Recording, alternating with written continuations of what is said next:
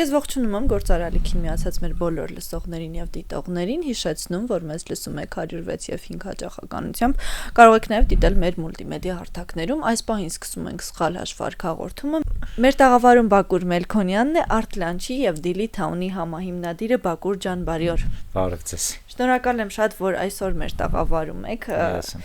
մեկ անգամ դուք եղել եք մեր տաղավարում, ճիշտ է, այն ժամանակ սխալ հաշվարկ չէր, բայց դուք կտոր մեզ պատմեցիք, թե ինչ դժվար ճանապարհ եք նաև անցել ձեր բիզնես գործունեության ընթացքում, այս անգամ ամբողջովին կենտրոնանանք հենց ձախողումների վրա, ամենասկզբից կանք, երբ դուք մտաք գործարար աշխարհ, մեծ սխալ հաշվարկը, որ այդպես չէիք պատկերացրել, բայց այդպես ստացվեց, որն էր դա։ Երևի թե նա, որ պետք է մի անգամից եկամուտ ստանանք, բայց առնվազն 5-ից 6 ամիս ոչ մի կոպեկ գումար չէինք աշխատում, իսկ մենք պատկերացնում ենք, որ պետք է հենց սկզբից գումար աշխատենք, այդ մեր հետագայում էլ որ շփվել եմ տարբեր բիզնեսմենների, գործարարների հետ, իրենք ունեն այդ սխալը արագ սպասումների, որտեվ եթե նույնիսկ մի փոքր հետաքրքիր միտք կարամ ասեմ, որ եթե ձեր դրած բիզնեսը շատ արագ սկսում է եկամուտ ապավել, ինքնին դա խոցելի է վտանգավոր բիզնես է ավելի, քան թե նա, որովհետև հեշտ է ուրեմն այդ գործը անելը։ Եթե դուք դրեցիք ու շատ արագ սկսեցիք գումար աշխատել, վերջերս մի հատ նոր գործ ենք, բիզնես ենք դրել ընկերներով, ու ինքը բավականին դժվար է ընթանում, ընկերներս նեղվեցին, բա մենք սենց չէինք հաշվարկել, նայեցին զարմացած իմ դեմքին, որ ես ուրախացել եմ, արտերկրում ենք այդ գործը դնում, ու ես տեսան ուրախացել եմ, զարմացած ասում եմ, ինչի ես բանում, ասում եմ, ես հիմա սկսում եմ հասկանալ, թե ինչի ինքը, ընդհանրենք նույն տեղացիները չեն անում, այսինքն նույն այդ երկրի տեղացիներ կամ այլ ազգիները, ու սկսում եմ հասկանալ, որ ճիշտ ուղի ենք բռնել, որովհետև եթե այդքան հեշտ ստացվեր, այդտեղ մի բան ուրեմն չէր, այսինքն ոնց կարա պատկերացնում եք մի հատ բիզնես, որ դուք պատահական դա ինչ որ բախտի հետ կապված պետք է լինի, որը ընդհանրապես շատ քիչ դեր է խաղում, իմ կարծիքով, ավելի շատ համառ եւ ճիշտ աշխատանքն է, չի հաստատվելն ավելի լավ դեր խաղում հաջողության հասնելու համար, քան թե հույսը դնել բախտի վրա կամ ինչ որ չստացվեց ուրեմն սենց։ Այնպես որ եթե բիզնեսը ինքը դժվարությամբ է գնում, դա շատ ավելի լավ է, որովհետեւ դա ենթադրում է, որ առնվազն մրցակիցները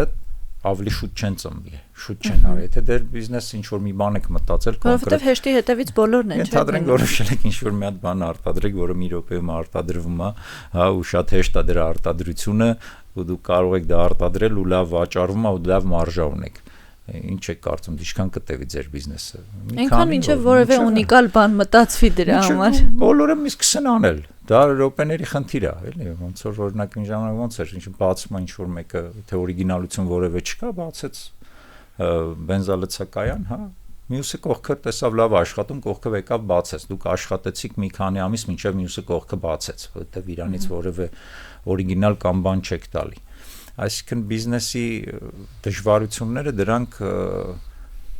դրանց պետք է մի քիչ փիլիսոփայորեն մոտենալ, ինչի համար են դրանք եւ արդյոք ինչ ձեւով եք դա հաղթահարում եւ ես իրականում այդ դժվարությունները տեսնելով ոգեորվում եմ, նշանակում է ճիշտ ուղի ենք բռնել։ Բայց փորձ ունեցել եք, որ սկսել եք ոգեվորվել դժվարություններից միանշանակ այդ։ Անկեղծ ասած սկզբում չէ, հուսահատության են բաներին էր գալիս։ Այդ առաջին 3 ամիսը, որ մտածում եք, որ ֆինանսական եկամուտներ։ Հուսահատության մի հատ կետի, բայց քանի որ ինքներդ ձեզ որոշել եք, որ չէ, այդ ուղղությամբ պետք է գնաք,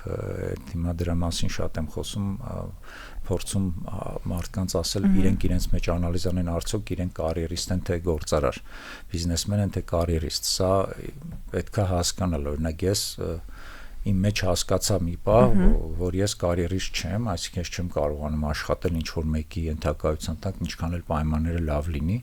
մինչև այդնի պատմությունը, որ գնացի որոշեցի կոշկակարություն սովորել, կոշիկ կարել, ինձ 3 օր հետո հանեցին աշխատանքից, որովհետև ինչ որ չէի ենթարկվում վարպետին։ Ուզում եմ ասել, այս սկզբից պետք է հասկանալ, հա, արդյոք դուք որոշում եք կարիերայով զբաղվել, որովհետև կարիերան էլ ինքը այսպես որ բոլորը գործարար բիզնեսով անեն, ով աշխատելու։ Եվ այն տարբերակ օրինակ այն հանգիստ եւ եթե մարդը ուզում է ապահովված, այսպես ասած գարանտիայով ապահովված աշխատանք ունենա, ինձ երբ հարցնում են, դա բիզնեսը չի։ դա ավելի շուտ կարիերիստն է, եթե դուք լավ մասնագետ եք, եթե դուք ունեք լավ պրոֆեսիա, եթե դուք լավ տիրապետում եք ձեր մասնագիտությանը, լավ, այս մի երկրում այս բիզնեսը չստացվեց, այս մի տեղում, այս մի ոլորտում էսի չստացվեց, ձեզ անպայման աշխատանք կճարեք, եթե դուք լավ մասնագետ եք։ Բայց եթե դուք ինչքան է լավ գործարար եք, այսօր դուք ստեղ եք ու այդ գործը Հայաստանում չկա, փորձեք ստեղ անել, չստացվեց, դուք կարող կընկնեք մեծ պարտքերի տակ եւ չկարողանաք հաջորդը նորից ձեռնարկել, այսինքն բիզնես գործարարությունը ավելի մեծ ռիսկ ունի եւ դա չի կարող երաշխավորված լինել։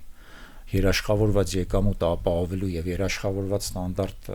ապահովված կյանք ունենալու համար ստաբիլությունը դա կարիերիստի, դա կարիերիստի գործն է, ոչ թե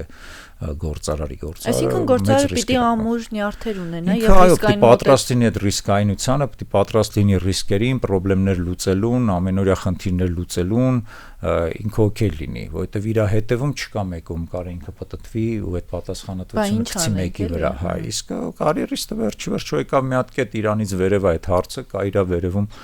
կա որոշում կայացնող, կա բիզնեսի Դուք այդ հաշվարկները ի սկզբանե ունեցել եք բիզնես սկսելիս, որ դուք պիտի լինեք միշտ ձեր գլխի տերը, այսպես ասած, եւ բոլոր հարցերով պիտի փորձեք ինքնուրույն լինել, պիտի լուծում գտնեք հասարակ խնդիրներից սկսած, որոնք կարող են աշխատակիցների մեջ առաջանալ, կարող է հաճախորդի հետ առաջանալ։ Ինչ եք պատկերացրել, երբ սկսել եք։ Այդքան իրականում չեմ պատկերացրել բնականաբար, էլի, երբ որ այդ հարցը տալիս են սկսելուց, եթե մեծ բաներ խոսάει, սկսելու ժամանակ հացի խնդիր էի փորձում լուծել, ընդհանրապես տանը հաց ուտելու խնդիր չկար եւ մեր տան բնակարանում սկսեցինք կինս էփում էր։ Այո, դուք այս եթերում պատմում եք։ Հա, ես առաքում էի, այսինքն ստեղ մեծ բաներից խոսել, այսօր կարող եմ հա այդպես գեղեցիկ հնչելու համար ասել, որ սա ենք պլանավորել, էինք արել այդ թվերին, բայց իրականում շատ ծանր վիճակեր եւ անհրաժեշտ էր մի բան անել, պարզապես որտեղ մի քանի տեղ մտնելուց հետո տարբեր կողմ բաներ ձեռնարկելուց հետո տեղերում աշխատելուց հետո ոնց որ չէր ստացվում ու հարկավոր էր ինչ-որ մի բան անել ընտանիք պահելու համար էլի։ Այս էր ավելի շուտ խնդիրը։ Հետո այդ ճանապարհը ոնց ընթացավ։ Ասում եք, որ հաշվարկներ ունեցել եք սխալ, հետո բախվել եք, որ սխալ ամեն դեպքում եղել։ Ոնց չկոտրվել ու չմտածել, որ սա չի ստացվում եւ մերը չի, եւ ինչ անել, որ ամեն դեպքում պայքարել այդ ճանապարհը, որովհետեւ շատերը ձախողվելուց հետո ասում են դե լավ, ուրեմն չի ստացվում, թողնում ենք, անցնում ենք այլ բանի, չէ՞։ Իրականում շատ հեշտ է,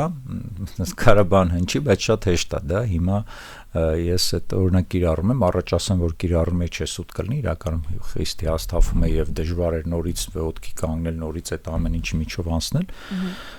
բայց հիմա հեշտ է, ոչ թե հեշտ է այն առումով, որ ինչ որ ֆինանսական հետևից, բայց կա այլ պարզապես հեշտ է, որովհետեւ արդեն երկար տարիներ մի սկզբունք եմ դրել իմ առջև, ցախողել բառը հանել ընդհանրապես։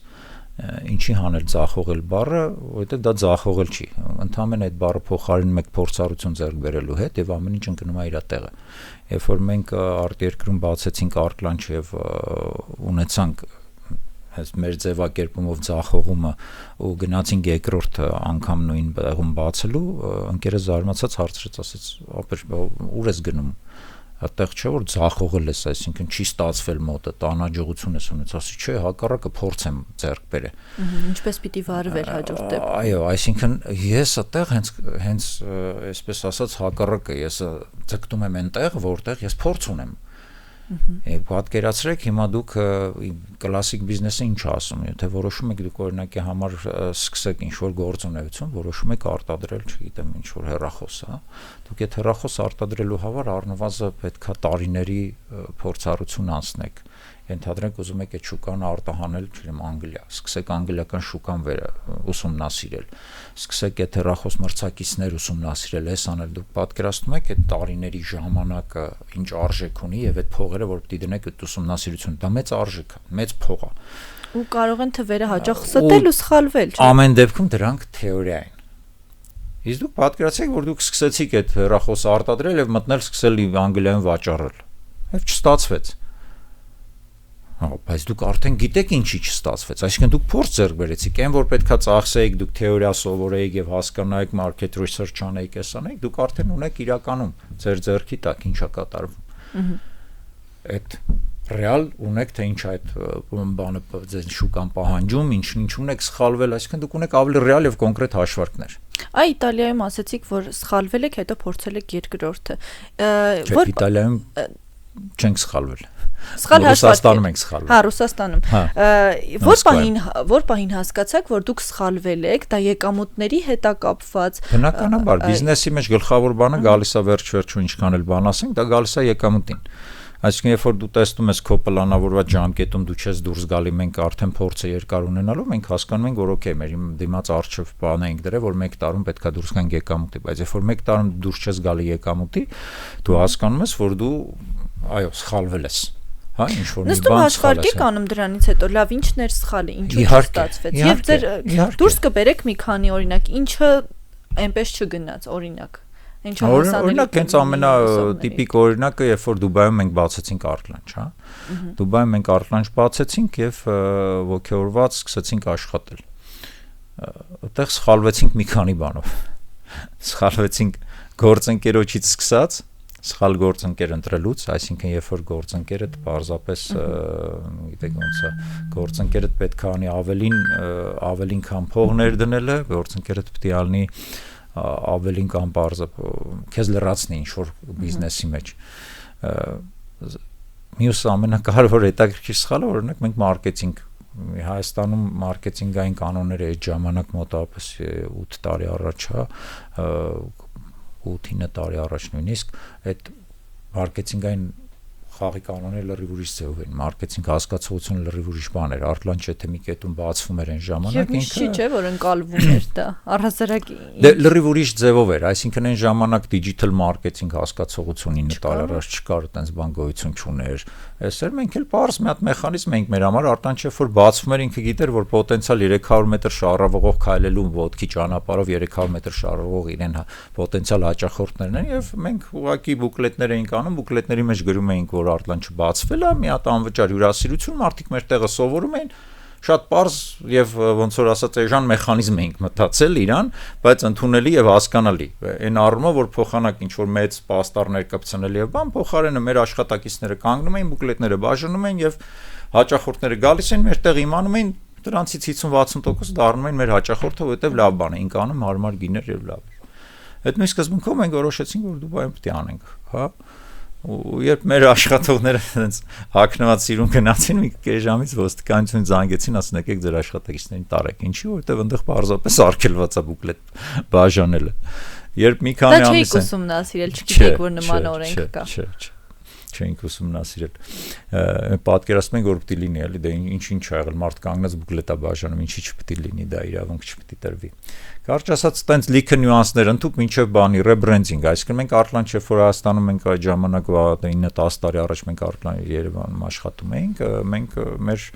Art-Lunch գրվածքը ես լավ հիշում եմ այն հնուց եկած, երբ որ մենք գումար չունեինք Word file-ով դրել սարքել էինք Art-Lunch, հա, գրվածքը։ Ու երբ Էմիրատներում մեր լավ հաճախորդների մի խմբի Դուբայում մի խումբ լավ հաճախորդներ ունեինք արաբ, շատ էին հավանում մեր ուտելիքը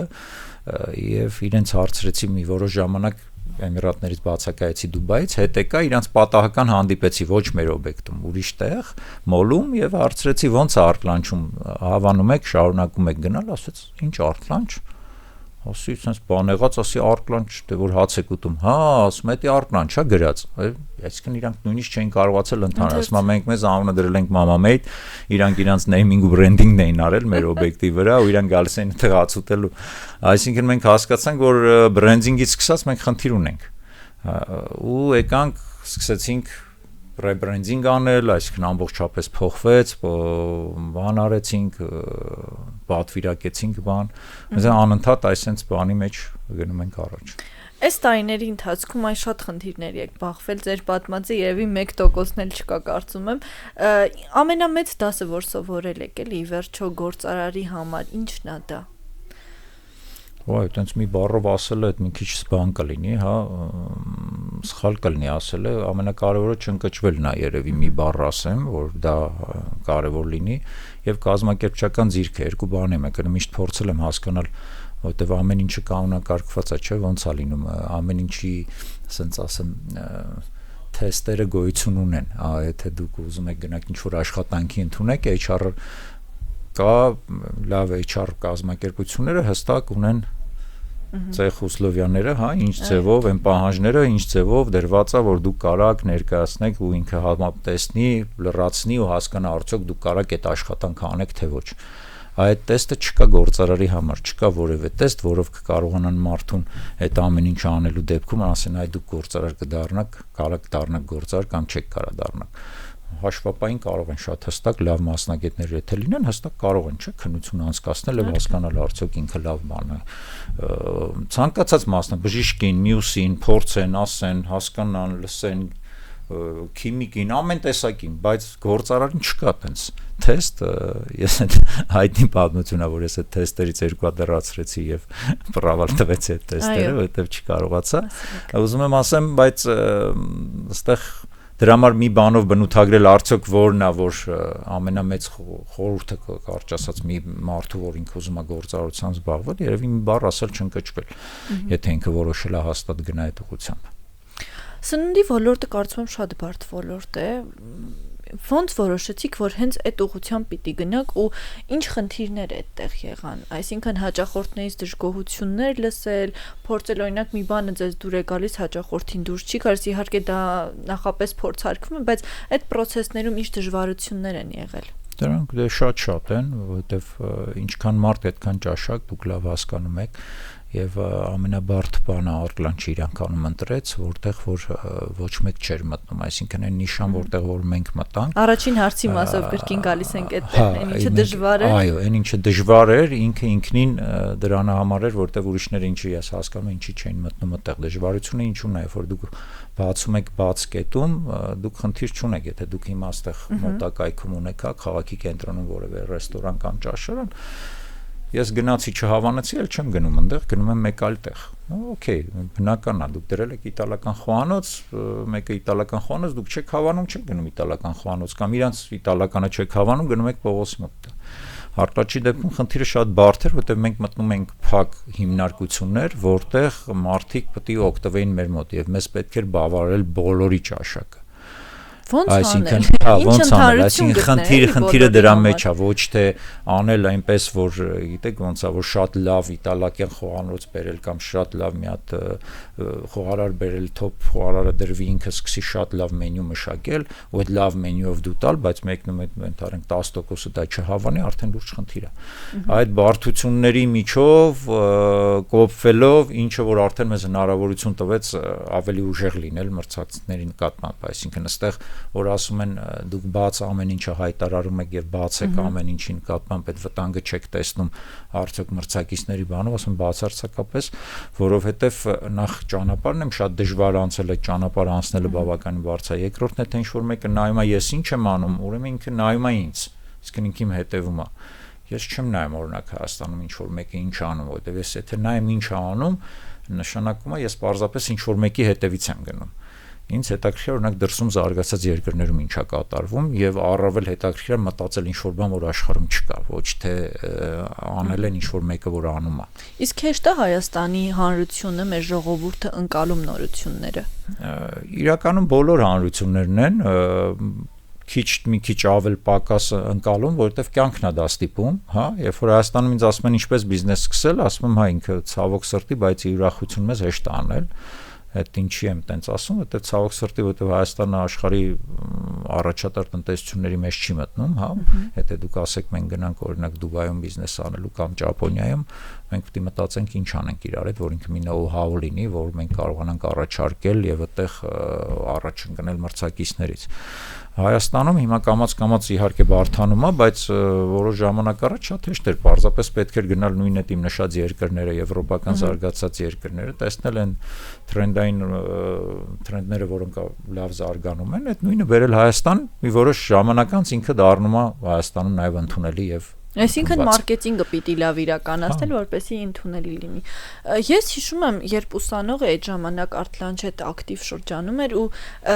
այն մեխը կարծում եմ իմ ընկալմամբ այն էր, որ բոլորը ասում էին մատչելի է շատ։ Դուք ի սկզբանե շեշտը դրա վրա եք դրել, մատչելի լինի եւ հասանելի լինի լայն խավի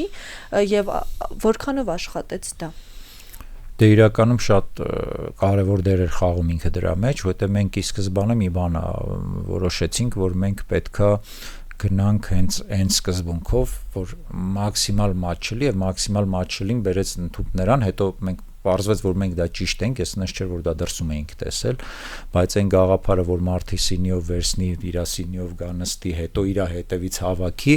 այն ժամանակ շատ ցավալի էր դա նայվում, հա, խոսքը վերաբերում է 2002 թվականին, երբ որ մենք 2002 թվականին արտլանչը բացվեց, մենք առաքումից սկսեցինք իրականում, բայց մի քանի տարի անց երբ առաջի կետը ունեցանք, շատ ցավալի էր նայվում, լավ հիշում եմ, որ բրենդային հայտնի բրենդներից մեկը ճաշարանային բիզնեսում Երևանի մեջ բացեց ու մի քանի ամիս անց, մի 7-8 ամիս անց փակվեց, որովհետև մարդիկ պարզապես չէին պատկերացնում ոնց կարելի է գնալ հաց ուտելու, հա, ինքնասպասարկում, հա, ես գնամ նստեմ ու ինչ չսպասարկեն։ Սա մի քայլ առաջ էր, այսինքն, բայց որը պետքա գար։ Երբ որ մենք առաջի անգամ որոշեցինք, որ մարդը իր սեղանն էլ պետք է հավաքի, էլի վատ նայվեց մի քանի տարի առաջ, 5-6 տարի առաջ, բայց հիմա արդեն հակառակը մենք նոր կետ բացում ենք, նույնիսկ մարդիկ, որտեղ մենք չենք պարտադրում, որ իրանց հետևից հավաքեն, հա, այս կուտեղները մարդիկ վերցնում եւ տանում են։ Սա արդեն լրիվ նորմալ է անցալվում, հակառակը նորմալ չի անցալվում, երբ որ դու ոնց որ գալիս ես թափում ես քո հետևից չես գնում, ամբողջ Եվրոպայում մարդ իրար հետևից հավաքում է իր կերած տանում դնում է, եթե դու ռեստորանում չես, արագ սննդի կետում ես, հենց այդ սկզբունքը, որ դու ինչ-որ մասնակցություն ունենաս այն բանին, որ դու մատչելի ուտես, դրա ամբողջ իմաստը դա է։ Դու մասնակիցն ես դառնում այդ process-ի եւ դա դառնում նրանք ավելին են նույնիսկ գնացել առաջ, այնտեղ սպասարկողներ չկան, այդ նոր մոդելով մենք անում ենք հիմա մշակում ենք նոր բան, ընդհանրապես դու գնում ես դու քո ձեռքով վերցնում ես ինչքան ուզում ես, այդ վստահության բանն էլ արդեն գալիս, որ դու չես պատրաստում որպես մշտական հաճախորդ խափես, ավել պակաս լեսնես, այդտեղ էլ է գնում, այսինքն դրա հաշվին է գնում նաեւ ինչ որ բան, որ մատչելի լինի մարդուն եւ նաեւ դու process-ի մեջ ես, հետաքրքիր է ինքը։ Շատ հետաքրքիր է իրականում։ Իսկ եղել է որ հաջորդաբար անընդհատ ձախողեք ու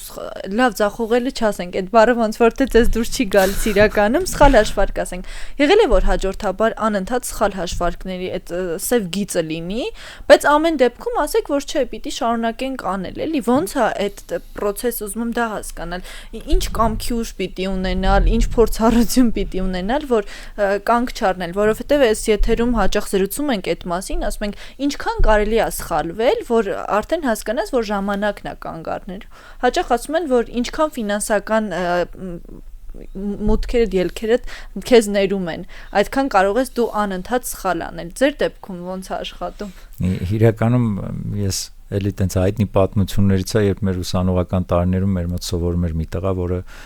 մենք մի քիչ համարում ենք, որ ինքը ցնորված է նույնիսկ, ինչի համար մի քանի ամիս մեր մոտ եղավ մեր պատոկում, մեր կուրսից, ինքը ասում էր, եթե 10 ձեռնարկած գործից 2-ը ստացվում է, ուրեմն դուք լավ բիզնեսմեն եք, լավ գործարար եք, ասում ենք, ես ինչ ես խոսում, 10, այսինքն մի հատ անես, երկրորդը չստացվի, երրորդը, չորրորդը, 5-ը, 6-ը, ոնց կլինի, էլի, մի հատ արի չստացվեց, երկրորդ տարի չստացվեց, ուրեմն քոնը չի, էլի, մի կողմ տու։ Բայց հիմա մենք տեսնում ենք նույնիսկ աշխարհահռչակ ամենաուժեղ ֆինանսավորողը, լավագույն